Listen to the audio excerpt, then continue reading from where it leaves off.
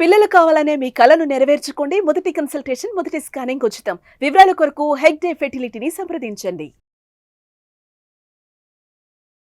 నమస్తే అమ్మ దేవరకొండ గారు. నమస్తే అమ్మా. చాలా మందికి ఇంట్లో ఏ కార్యం తలపెట్టినా ఏదో ఒక అడ్డంకి వస్తూ ఉంటుంటుంది. ఎస్పెషల్లీ ఇల్లు ప్రారంభిస్తూ ఉంటుంటారు, వివాహ సంబంధాలు చూస్తూ ఉంటుంటారు, సంతానం కోసం ప్రయత్నిస్తూ ఉంటుంటారు, లేదంటే మంచి ఉద్యోగాల కోసం ఎదురు చూస్తూ ఉంటుంటారు.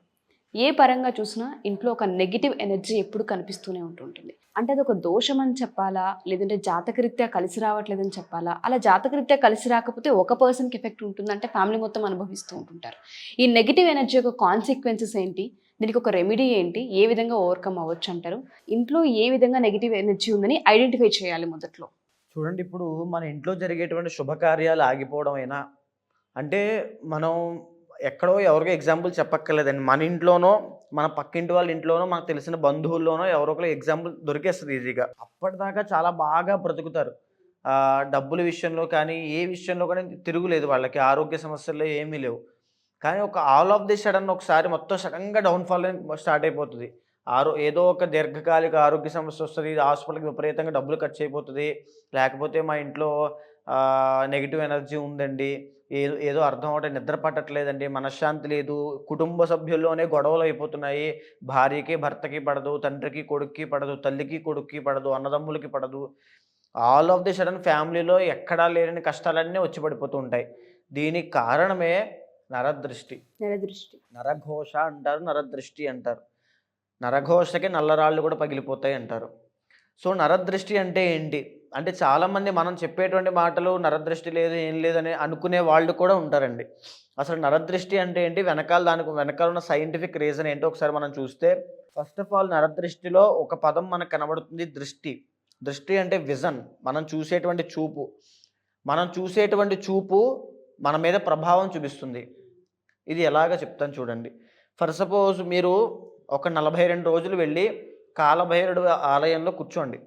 ఏమీ చేయక్కర్లేదు, ఏ పూజ చేయక్కర్లేదు, ఏమీ చేయక్కర్లేదు.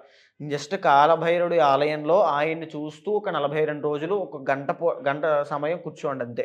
తరువాత ఇంకొక మనిషిని ఎవరినైనా, మీ ఫ్రెండ్ కానీ ఎవరినైనా ఒక మహాలక్ష్మీదేవి యొక్క ఆలయంలో 42 డేస్ కూర్చోమని చెప్పండి. ఏమీ చేయక్కర్లేదు, జస్ట్ చూస్తే చాలు. 42 రోజుల తర్వాత మీ మాటలు వైరాగ్యంతో, ఆత్మజ్ఞానంతో ఉంటాయి. ఆమె మాటలు లక్ష్మీతత్వంతో, ఐశ్వర్యప్రదంగా ఉంటాయి. బిహేవియర్లో మీరేమో లైఫ్ అంటే ఒక టెంపరరీ అనేటువంటి మాటలు మాట్లాడుతూ ఉంటారు. ఆమెమో ఎలాగైనా మనం కూడా బాగా బ్రతకాలి, మంచి నీట్గా శుభ్రంగా ఉండాలి, నీట్గా, ఆ రకంగా లక్ష్మీతత్వం వైపు ఉంటాయి. ఎందుకు ఈ మాటలు అలా మారుతూ ఉంటాయి కావాలి మీరు టెస్ట్ చేసి చూడొచ్చు. ఎందుకు ఇలా మాట్లాడతారంటే, మనం చూసే చూపు, విజన్ అనేది మన మీద ప్రభావం చూపిస్తుంది. ఇప్పుడు నేను సడన్గా మీకు ఒక దెయ్యం వీడియో చూపించాను అనుకోండి, మీరు భయపడతారా పడరా? డెఫినెట్గా పడతారు కదా. అంటే ఆ చూసే చూపు, విజన్ అనేది మీకు భయాన్ని క్రియేట్ చేసింది కదా. అంటే ఆ విజన్ అనేది మీకు భయానికి దారి తీసింది. అంటే విజన్ లీడ్స్ టు ఎమోషన్. ఆ భయం తర్వాత లేదు, ఇంకొక ఏదైనా ఒక రొమాంటిక్ వీడియో చూసాం అనుకోండి, వేరే ఎమోషన్స్ వస్తుంటాయి ఎవరికైనా సరే. అంటే మనం చూసే చూపు మన ఎమోషన్స్ మీద ప్రభావితం అవుతుంది. ఆ ఎమోషన్సే ఎనర్జీ కింద కన్వర్ట్ అవుతుంది. అయితే ఆ విజన్కి అంత విలువ ఇచ్చారు. ఆ విజన్ పేరే దృష్టి. అలాగే మనం ఏదైతే చూపు చూస్తున్నామో అది మన మీద ఎలా ప్రభావం చూపిస్తుందో, అవతల వ్యక్తి మన మీద ఏ నెగిటివ్ విజన్తో చూస్తున్నాడా, పాజిటివ్ విజన్తో చూస్తున్నాడా అనే విషయం కూడా మన మీద ప్రభావం చూపిస్తుంది. సో అందుచేతనే చాలామంది పెద్దవాళ్ళు మనకు చెప్తూ ఉంటారు, కొన్ని విషయాలు గుట్టుగా ఉంచుకోవాలి అని.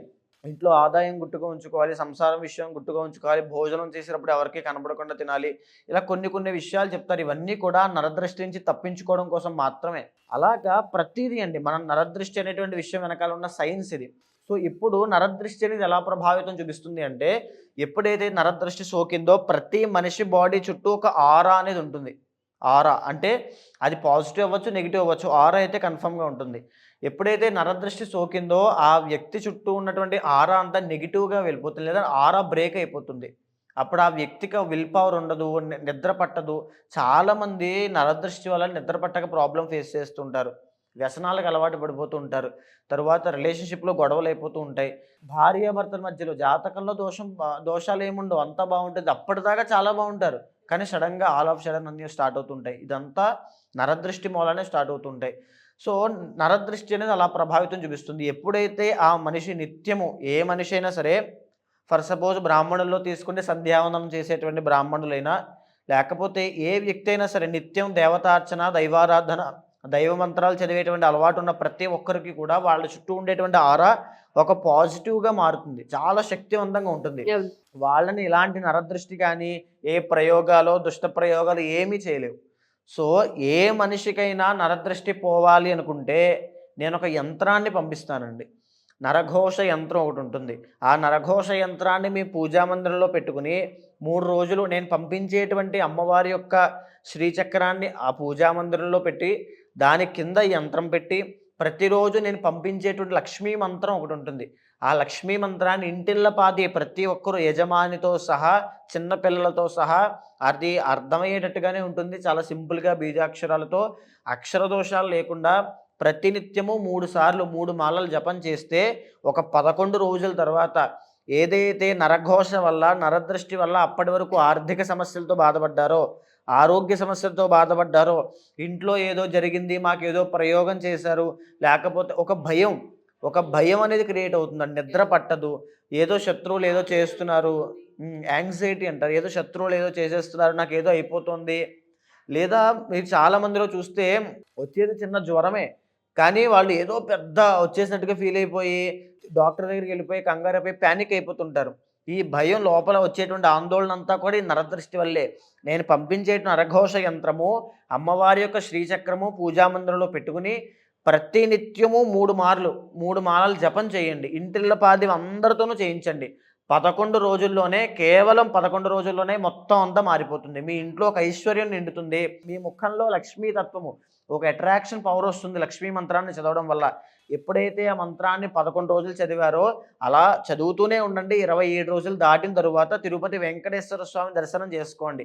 ఆ స్వామి ప్రాంగణంలో కూడా నేను పంపించేటువంటి లక్ష్మీ మంత్రాన్నే జపం చేస్తూ ఉండండి.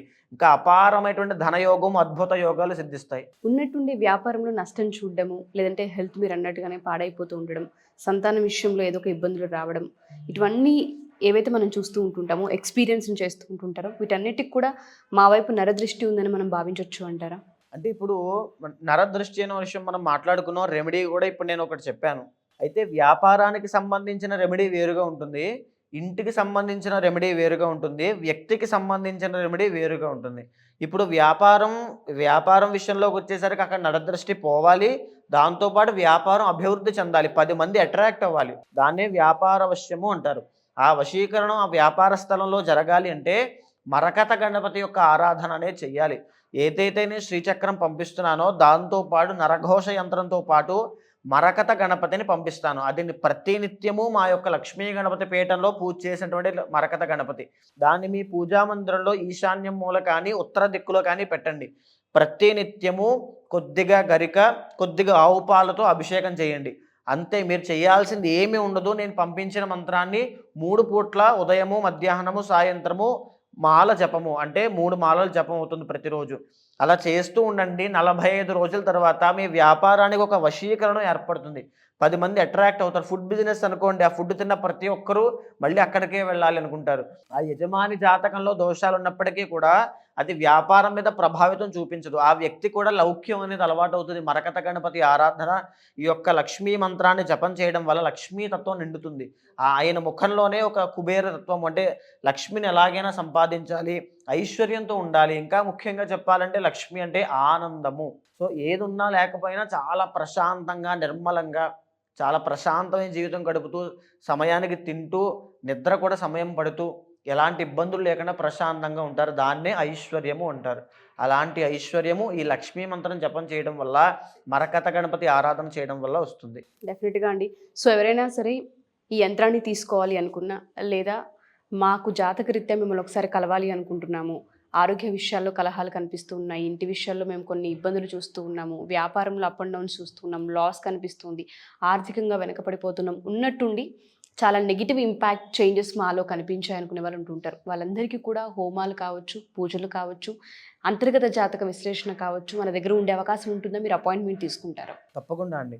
చూడండి, ఒక్క విషయం చెప్తున్నాను. చాలామంది ఇప్పుడు సమాజంలో కూడా చేతబడి వల్ల, చిల్లంగి అనేటువంటి ప్రయోగాల వల్ల, ఏదేవో విద్యల వల్ల, ఈ నరఘోష వల్ల ఎంతోమంది ఇబ్బంది పడుతున్నారండి.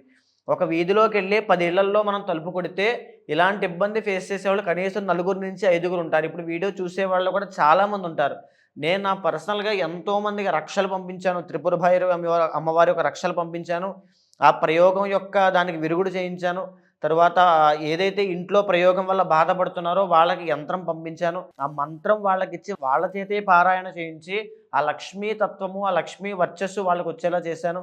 ఈ విధంగా ప్రతి ఒక్కరికి కూడా కూలంకషంగా వాళ్ళతో మాట్లాడి ఏం జరుగుతోంది, వాళ్ళ ఇంట్లో జరిగేటువంటి పరిస్థితులు ఏంటి, పరిణామాలేంటి అన్నీ తెలుసుకున్న తర్వాత ఏ మంత్రం వాళ్ళకివ్వాలి, ఏ యంత్రం వాళ్ళకి పంపించాలి, ఏ యంత్రాన్ని వాళ్ళతో ఆరాధన చేయించడం వల్ల వాళ్ళకి ఆ లక్ష్మీ తత్వం అనేది వస్తుంది, ఆ డబ్బు అనేది నిలబడుతుంది అనేటువంటి విషయాన్ని మనం చూసి మాట్లాడాలి. డెఫినెట్గా అండి. సో ఎవరైనా సరే మీ అంతర్గత జాతకం ఒకసారి చూపించుకోవాలి అనుకున్నా, లేదా నెగిటివ్ ఎనర్జీ ఏదైతే మీకు ఉంది అనుకుంటున్నారో దాన్ని ఒకవేళ విరుగుడు మీకు కావాలి అనుకున్నా, అంటే ఏం చేసినా కలిసి రావట్లేదు, ఆర్థికంగా వెనకబడుతూ ఉన్నాము, ఉన్నట్టుండి సిచ్యుయేషన్ అంతా మారిపోయింది అనుకునే వాళ్ళందరికీ కూడా ఈ నరదృష్టి నుంచి బయటపడే అవకాశం ఉంటుంది. మీరు కనుక పర్సనల్ అపాయింట్మెంట్ ఉమా దేవరకొండ గారితో తీసుకోవాలి అనుకుంటే కింద స్క్రోల్ అవుతున్న కాంటాక్ట్ నెంబర్ని కాంటాక్ట్ చేస్తే టీం మీకు పూర్తి వివరాలు అందిస్తారు. థ్యాంక్ యూ అండి. Thank you so much. నమస్తే.